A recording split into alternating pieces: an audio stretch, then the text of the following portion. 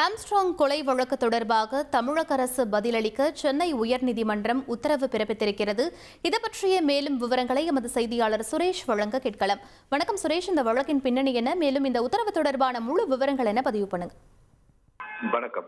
பகுஜன் சமாஜ் கட்சியின் தமிழக தலைவர் ஆம்ஸ்ட்ராங் கடந்த ஆண்டு ஜூலை 5ஆம் தேதி கொலை செய்யப்பட்டார்.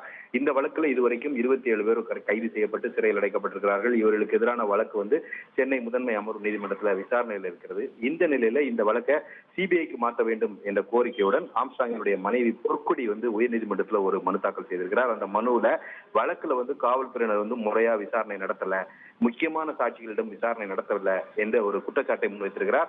ஆம்ஸ்ட்ராங் கொலையில் இருக்கக்கூடிய அரசியல் தொடர்பு குறித்து இந்த விசாரணை நடத்தப்படவில்லை. இந்த வழக்கில் கைது செய்யப்பட்டிருக்கக்கூடிய முதல் எதிரியான நாகேந்திரனுடன் நெருக்கமான செல்வ பருந்தகையிடம் விசாரணை நடத்தப்படவில்லை என்றும் அந்த மனுவில் தெரிவிக்கப்பட்டிருக்கிறது.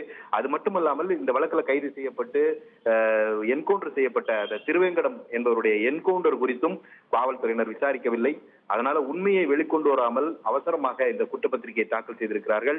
ஆளுங்கட்சியை சேர்ந்த தலைவர்கள் இந்த விசாரணையில தலையிட்டிருக்க காரணத்தினால இந்த குற்றப்பத்திரிகையை ரத்து செய்து மீண்டும் விசாரணை நடத்தும்படி சிபிஐக்கு உத்தரவிட வேண்டும் என்ற ஒரு கோரிக்கை பொற்கொடி தன்னுடைய மனுவில் முன்வைத்திருக்கிறார்.